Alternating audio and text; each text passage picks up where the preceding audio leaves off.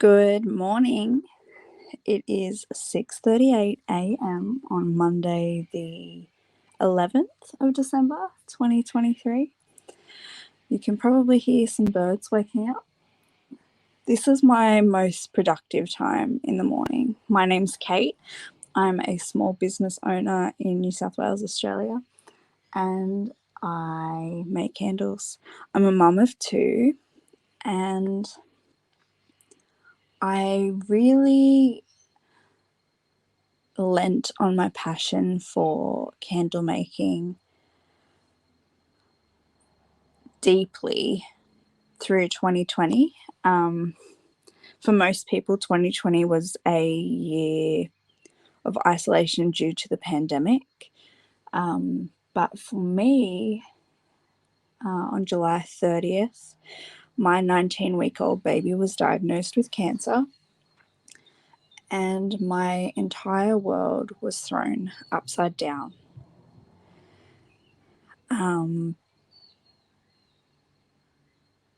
We embarked on a journey where we were told the outcome was very, very bleak.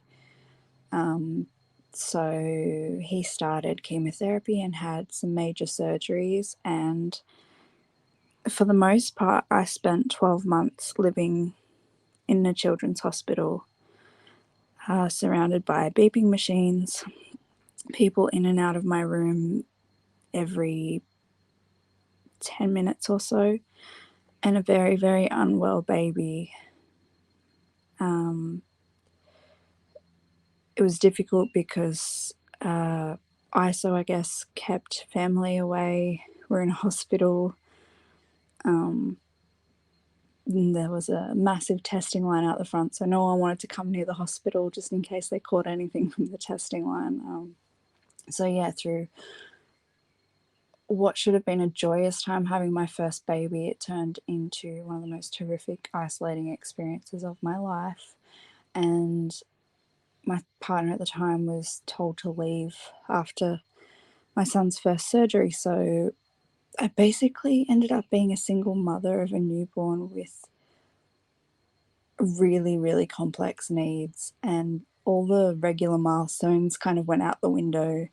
And yeah, so he would do chemo for 3 days and then have to stay for 24 hours of hydration afterwards. And then we'd go home for about 6 days, but we'd be coming back to the hospital for checkups in between, like twice a week.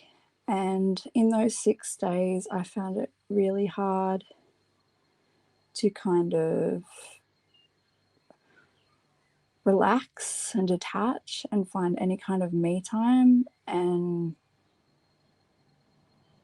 I remember like one night after I put the baby down, just got back into making, and I felt this sense of calm, and I was able to shut off my mind, and really engage in what I was doing for the first time in a really long time. So making kind of became a bit like a crutch, and it was also kind of a way of practicing mindfulness, and I was able to shut off any kind of negative or intrusive thoughts and just be where I was and create something and engage every single sense. And it was just an outlet, I guess. And I really, really needed something like that. So most of the time when I'd be making, it'd be between like 11 p.m. and 4 a.m. in the morning. And it was just like a really constructive way to kind of shut out everything that was negative in my life at the time. And it still is that today for me.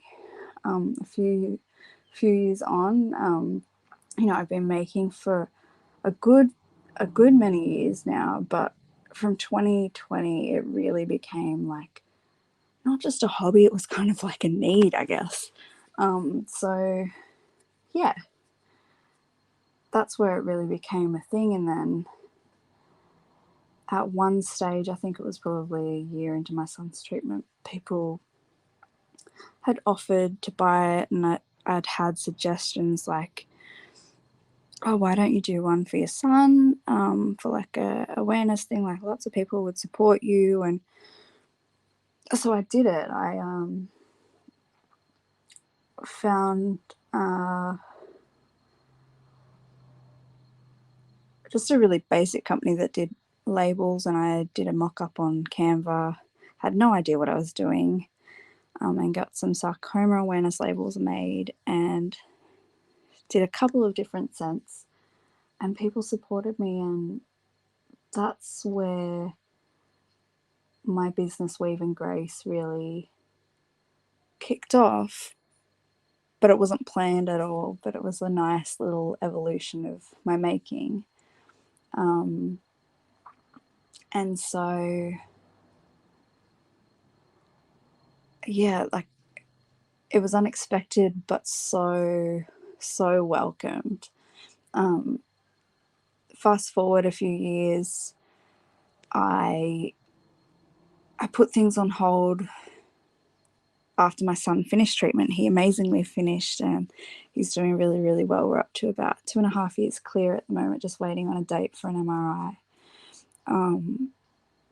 But so when my son finished treatment, I found out, completely surprised, that I was expecting another baby. And through my pregnancy with my first son, I suffered really badly with hyperemesis gravidarum, which is like intense morning sickness at any time of day or night, and it only stops once the baby's born. And sure enough, it happened the second time around, which meant any strong smells were not really ideal for me to make around, I guess. So I parked the car as far as candle making went, and everything sat in my garage just looking at me like, come back to me when you're ready, come back. So once my youngest was old enough to like have regular naps and everything, I got back into making, and I came back to it with such a passion. I got connected with these amazing women, and I started down this journey of like self-discovery and personal growth. And like, as someone that had kind of been insecure and unsure of themselves, I found, I guess, my little calling, which was, really putting my energy and my hard work to good use. And I decided to relaunch. And I relaunched. I outsourced branding. With long story short, can't speak more highly of Jess and Cynthia and the team at LSS. And I just got connected with, like, it felt like all the right people at the right time. They're a beautiful group of women that are so supportive, not gatekeepers of information, but people you can go to when you're having self-doubt, or you want to, tap into the brain's trust and run something by someone that gets what you're going through.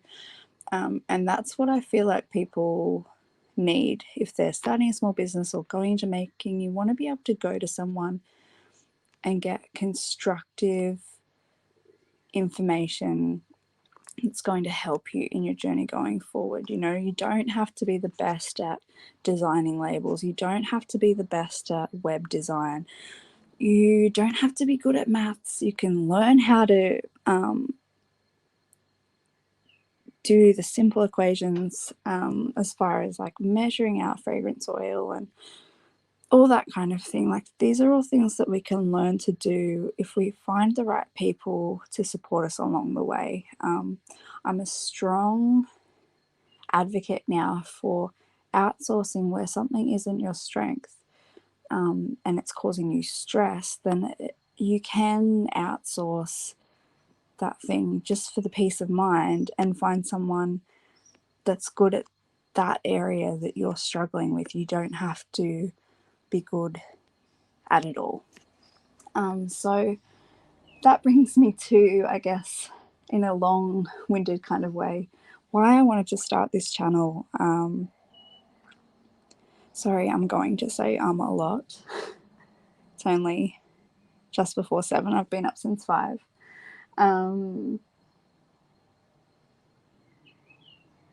It brings me to like why I wanted to start this channel.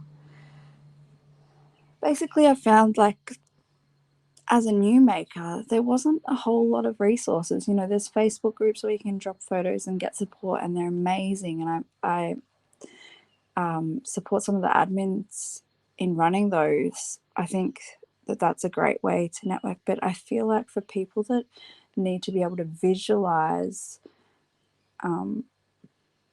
like visual learners, it's important to have those resources. And there are a few here in Australia. But I feel like as far as YouTube and platforms like that, we go in there to type in something about candle making or how to run a small candle business, and it's all stuff from the US that pops up, and it's not our suppliers. And I'm so beyond proud of all our beautiful suppliers and how they support us along the way. And so I'd like to, since I do use a lot of our big suppliers and our little ones, I'd like to be able to show you, I guess, what we have here, so that if you are new to candle making, you can see, say, she's used this kit from this place. I'm going to jump onto their website and order their kit. I know exactly what's in it, or what's in it in a roundabout kind of way, and how to get started, and you feel like slightly less alone in it. I know that I ordered a kit when I first started and I had no idea what I was doing. But I feel like it would be a good way for beginners to get started and feel less alone if they can see someone else going through it. So I decided, basically, I'm going to order a bunch of kits, because I feel like every new candle maker really should start out with a kit, because they come with like the basics and you don't get overwhelmed or like crazy excited and go and buy 58,000 500-litre bottles of fragrance oil, which I feel like we all go overboard with. But you know, you only need a little bottle. So I feel like starting with a kit and trying to remain within the parameters of that kit is a good way to get your foot in the door with candle making. So I've ordered a couple of kits. I'm thinking how we're going to start out is I'm going to go through these kits. I don't know whether I'll put the testing in all the one video, or whether I will make a separate video. We'll see. But I just thought it would be a nice little way of connecting with makers in Australia and with our suppliers here. I think it's a nice thing to showcase what we have here in Australia. You know, that they don't get enough recognition, and I'm proud of what we have here. Like, there's some beautiful businesses, amazing equipment coming out of Australia. If you haven't checked out Kwikwik, they're amazing. And there's definitely support here. So make sure that you hit subscribe, turn on your notifications. I don't know if I'm just going to come on here and ramble at stupid o'clock in the morning when my children are still asleep. Like I said, I am most productive first thing in the morning. So this may be my recording time. But basically, let's get down to the bare basics. I'm the sort of person that, as far as my own candle making goes, when I found something that works for me and it's good and it's solid and I'm confident in it, I'm happy with that and I'm happy to stay. But I'm now at a point where I want to branch out a bit. I want to learn new skills. So while I'm upskilling and learning, why not document it in hopes of helping someone else out that might be in the same position?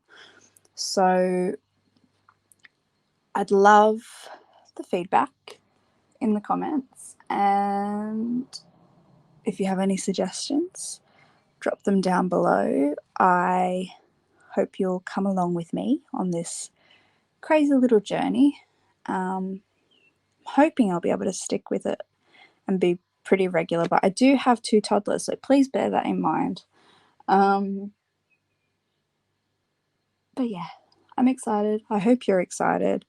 I'm really excited to push my limits with candle making, get a bit adventurous, and also just get back to basics. So yeah, as I said, we've got some different kits here.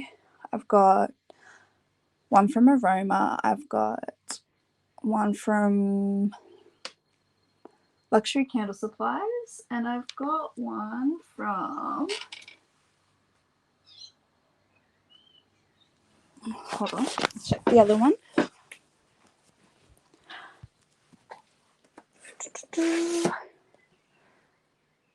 From candlemaking.com.au, I've also got this. So it's the milk bottle soy candle making kit.